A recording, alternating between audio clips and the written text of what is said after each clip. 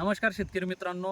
आता आपण आलेलो आहोत पिंपळगाव रेणुकाई या भागामध्ये आणि तुम्ही बघू शकता आपण शिमला मिरचीच्या प्लॉटमध्ये आलेलो आहोत. तर हा जो प्लॉट आहे हा जवळपास लागवड करून 45 दिवस कंप्लीट झालेले आहे. जवळपास 50 दिवसाच्या आसपासचा प्लॉट आहे. तर तुम्ही बघू शकता हा जो मिरचीचा प्लॉट आहे कंडिशन एकदम व्यवस्थित आहे. आणि आज तारीख आहे जवळपास 11 जून.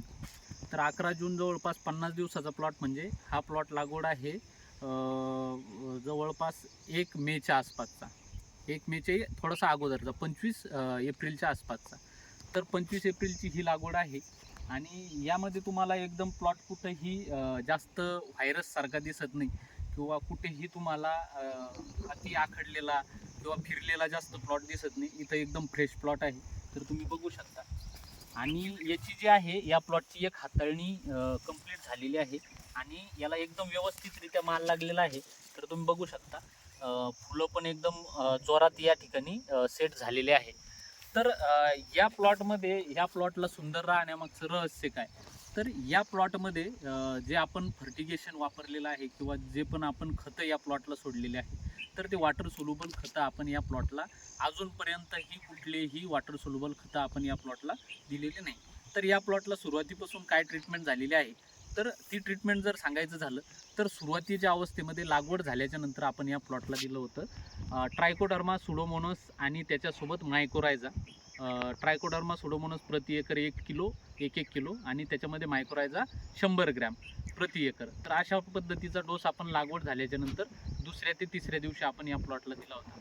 त्याच्यानंतर 10 दिवसानंतर आपण याला ड्रीपमधून आपण दिलं होतं टेक्नोसॉईल प्रति एकर 2 लिटर आणि त्यासोबत नायट्रो प्लस 1 लिटर प्रति एकर.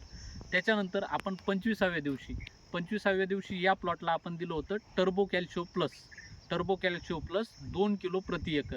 अशा पद्धतीनं आपण याला ड्रीपद्वारे दिलं होतं. त्याच्यानंतर आपण परत याला जवळपास 35व्या दिवशी मॅडिसन म्हणजे 10 दिवसानंतर 8 ते 10 दिवसानंतर मॅडिसन 2 लिटर प्रति एकर अशा पद्धतीचा फर्टिगेशनचा डोस आतापर्यंत याचा कंप्लीट झालेला आहे. त्याच्यानंतर फवारण्या आपण वेगवेगळ्या कंडिशननुसार आपण फवारण्या त्याच्या बदलत घेतलेल्या आहे. तर फवारणीसाठी वातावरण सगळ्यात मोस्ट इम्पॉर्टंट राहतं. वातावरणानुसार फवारण्या हे चेंज होत राहतात. त्यामुळं फवारण्या ह्या सगळ्या प्रत्येक प्लॉटनुसार वेगवेगळ्या राहू शकतात.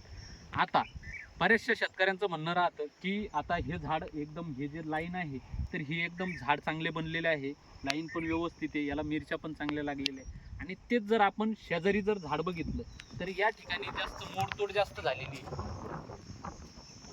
मोडतोड पण झालेली आहे. आणि त्याच्यानंतर ते झाडं एकदम फिरलेले वाकलेले किंवा त्या झाडांची हाईट पण कमी राहिलेली आहे. तर यामागचं कारण काय? तर बरेचसे लोक विचारत राहतात, बरेचसे शेतकरी विचारत राहतात की अशा पद्धतीचं झालं, ही लाईन कसं काय छोटी, ती लाईन कसं काय मोठी, किंवा ही जास्त डेव्हलप का, बाकी कसं काय खराब. तर याच्या मागचं सगळ्यात महत्त्वाचं कारण म्हणजे लागवड. तुम्ही लागवड करण्याची जी पद्धत आहे तर रोप जर व्यवस्थितरित्या उकरून एकदम खोलपर्यंत चांगलं जर डीप लावलं, जास्त खोल जर व्यवस्थित लावलं तर त्याच्यामुळं काय होतं, ते मातीमध्ये चांगल्या प्रकारे रुजू होतं आणि ते झाड लवकर सेट होतं. आणि जे झाड लवकर सेट झालं ते झाड डेव्हलप पण लवकर होतं आणि ते झाड शेवटपर्यंतही तुम्हाला चांगल्या पद्धतीचं झाड हे तुम्हाला दिसेल. तर त्याच्यामागचे कारणं हे राहतात. तर त्यामुळं लागवड करताना सगळ्यात महत्त्वाची गोष्ट लक्षात घ्यायची, मिरची लागवड करताना एकदम खोल व्यवस्थितरित्या उकरून मिरची ही खोल लागवड केली पाहिजे, जेणेकरून तुमच्या प्लॉटला नंतर ज्या येणाऱ्या अडचणी आहे त्या कमी येतील. आणि तुम्हाला अशीच जर समजा तुम्हाला तुमचा प्लॉट हा चांगला ठेवायचा असेल, तुम्हाला कमी खर्चात चांगलं उत्पन्न घ्यायचं असेल आणि चांगल्या पद्धतीची ट्रीटमेंट जर पाहिजे असेल तर तुम्ही मला नक्कीच कॉल करू शकता. माझा मोबाईल नंबर आहे 9552914778. धन्यवाद.